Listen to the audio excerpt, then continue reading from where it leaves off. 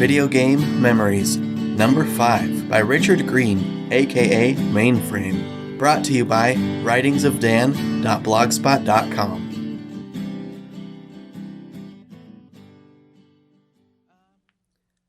I Remember Pong, by Richard Green of the Geek Out with Mainframe podcast. I'm not talking about having a game console that happened to play Pong as well as dozens of other games, not a smartphone app, not a website where you can play it to your heart's delight. Rather, back in the 70s, my dad came home with a Pong home game console that only played Pong. Okay, maybe a few other very similar games like handball, but all of them were very Pong-esque.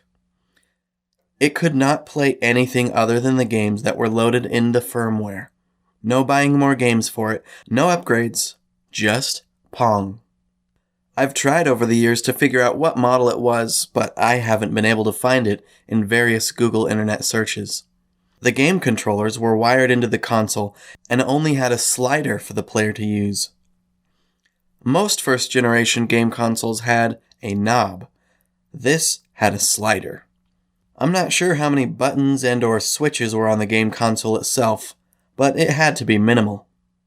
To watch the game, you connected it to the TV. This was decades before HDMI, so even this was primitive by comparison. TVs had 2 screws to connect the antenna wires. On the other end of the dual wire run was a large metal modern art sculpture held over the roofline by a metal pole.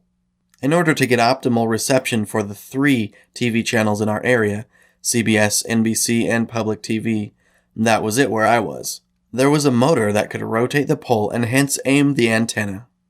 In later years, when the motor no longer functioned, we sons would take turns manually turning the pole with the door open so we could hear someone inside let us know how close we were to getting the channel clearly, or as clear as it was going to get. Sometimes this was done in the rain. We also walked to school uphill, both ways. Oops, sorry for getting off track. Well, at the back of the TV were the 2 screws for the antenna wire. A small box was fit to allow the game signal to be visible, at least if the slider control on the box was set to Game. After playing, the box was set so the antenna's signal could once again be received. Yes, you had to walk up to the back of the TV before playing this Pong. It was just as well, since remote controls were rare at the time. We walked up to the TV to change channels or change the volume. Yes, we walked up and touched the controls actually on the TV. It was that long ago. Back to the game. Well, just do a quick internet search and you can find Pong for almost any piece of electronic you probably own. I'm guessing that your toaster is smart enough to play this game. Think table tennis broken down to the simplest possible form that it would be recognizable as such. This is just a tad less complex than that. I remember that we could play solo handball, or 2 could play Pong. If there were more features than just turning it on and off, I can't recall them.